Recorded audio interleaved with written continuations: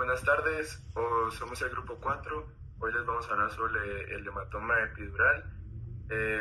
Los integrantes de mi grupo son Lucía Chan, Marvin Bautista, Heidi Estrada, Alex Barrera, que soy yo, y Ashley Marcos.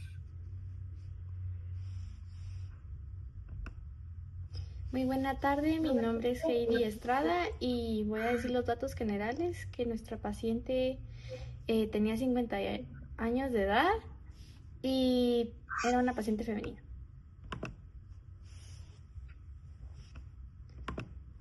Su motivo de consulta fue un entumecimiento de ambos miembros inferiores.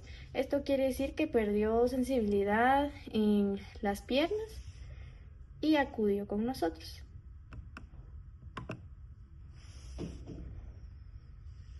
Buenas tardes, yo soy Lucía Chan. La historia de la enfermedad actual es que 5 días después de ingresar al hospital, todavía continúa con enrojecimiento del todo el hemicuerpo izquierdo, relacionado a la hemiparestesia de ese lado, o sea que estaba paralizado, pero no del todo.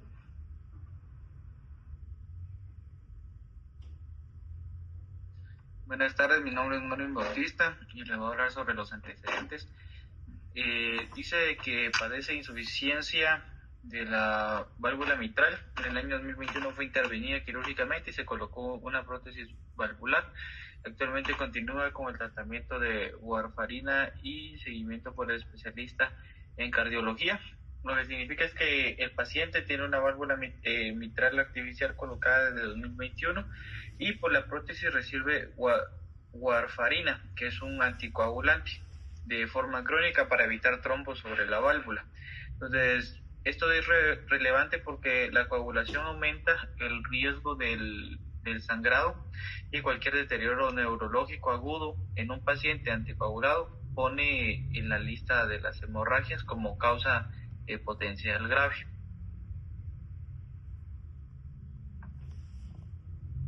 También les voy a hablar sobre el examen físico. Dice que se constató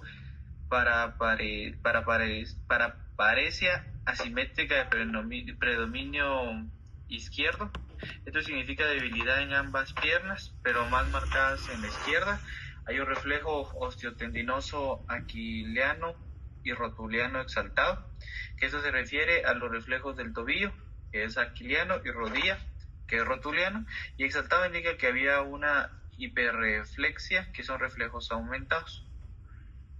También encontramos reflejo de Babinski izquierdo y nivel sensitivo dorsal 6 de 7. Esto significa que Babinski positivo en el lado izquierdo es una respuesta prenal normal, que es un signo de una lesión neuronal motora superior, y el nivel sensitivo dorsal 6 y 7 indica que hay una pérdida sensitiva cuyo límite superior corresponde aproximadamente a los dermatomas torácicos entre la T6 y la T7. Es decir, una zona desde donde hay alteración sensitiva comienza alrededor de este nivel.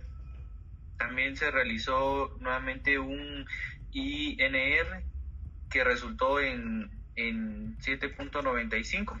Esto significa que el INR es una medida de coagulación y un valor de 7.95 es muy elevado, es sobre anticoagulación.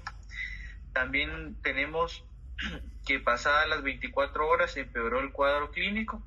Eso significa que en las siguientes 24 horas la condición progresó. Hay una cuadriplegia flácida, que es una pérdida de la fuerza en las 4 extremidades con un tono disminuido.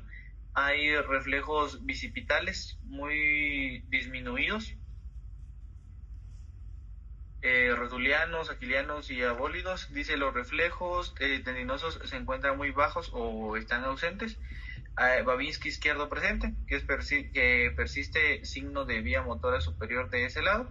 Hay un nivel sensitivo dorsal 1 y 2, que eso significa que ahora el nivel sensitivo aparece más alto, cerca de la T1 a la T2, lo que indica que la lesión o la afección sensitiva ha ascendido. Y el INR de 6.65, que sigue siendo muy alto y sigue persistiendo esa sobreanticoagulación.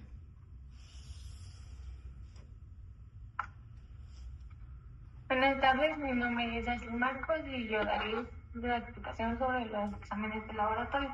Se inició el estudio con una tomografía axial computarizada de la columna cervical con cortes muy finos de 0.9 milímetros y reconstrucciones en distintos planos, lo que nos da una visión detallada de la médula y estructuras cercanas. En la imagen, sin necesidad de usar contraste, se observó una zona hiperdensa, es decir, que se ve más blanca en la TAC. Esta imagen rodea el cordón medular cervical desde la unión cráneo-espinal, que quiere decir que es la zona donde se conecta el cráneo con la médula espinal hasta la vértebra 6-7.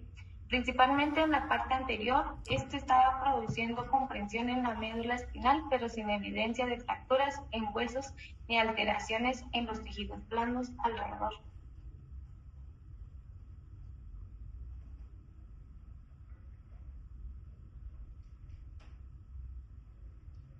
Podrían cambiar la diapositiva. Luego, para confirmar el hallazgo, se realizó una resonancia magnética nuclear, que es el estudio más sensible para ver los tejidos blandos como la médula. Se usaron distintas secuencias de imágenes, la T1 y la T2, que son diferentes formas de ver los tejidos. En la T1 se ve más brillante, la grasa se ve más brillante, y en la T2 el líquido se ve más brillante. Sirve para diferenciar la sangre, el edema y el líquido.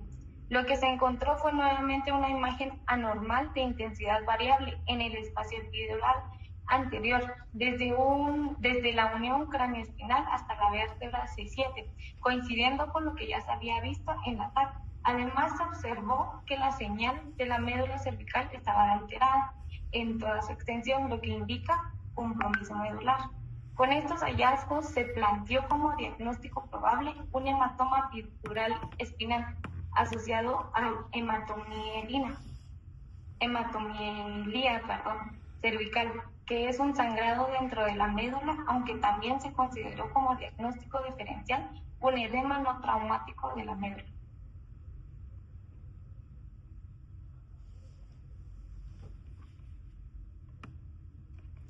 A mí también me tocó hablar sobre la evolución y en este caso, aunque la sospecha clínica fue confirmada, la cirugía tuvo que retrasarse porque el paciente tenía alterada el INR. Como lo había mencionado mi compañero, es una alteración en la coagulación de la sangre, con un valor relacionado con la coagulación. Esto era necesario para evitar complicaciones graves de sangrado. Y sin embargo, con el paso de los días, el paciente empezó a presentar dificultad respiratoria y deterioro del estado de conciencia, lo que mostraba un compromiso neurológico progresivo. Posteriormente desarrolló una acidosis metabólica, que esto era mucho dióxido de carbono en la sangre, y un signo de descomposición grave en el organismo. Finalmente, sufrió una parada cardiorrespiratoria, que esto significa que ni el corazón y el sistema respiratorio respondían, y por ende falleció. La causa probable de la muerte fue una afectación del vólvulo raquídeo acompañada de un edema medular ascendente, lo que dañó las funciones vitales como la respiración y las actividades cardíacas.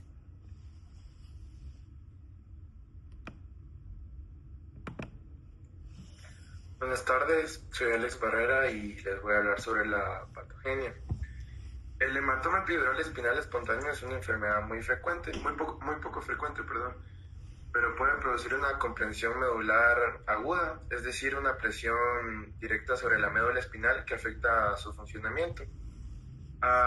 Su incidencia es baja, aproximadamente 0,1 casos por cada 100.000 personas al año, y pues las principales causas suelen estar asociadas a los problemas de la coagulación, ya sea por coagulopatías, que significa alteraciones en la coagulación de la sangre, el uso de anticoagulantes, procedimientos como la punción lumbar o cirugía espinal o craneal, además de traumatismos en la columna o incluso malformaciones vasculares.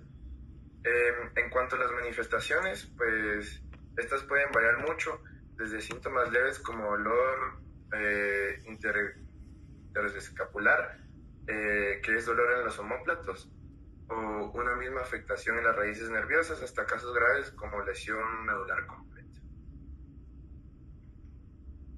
que puede producir una parálisis y pérdida de sensibilidad.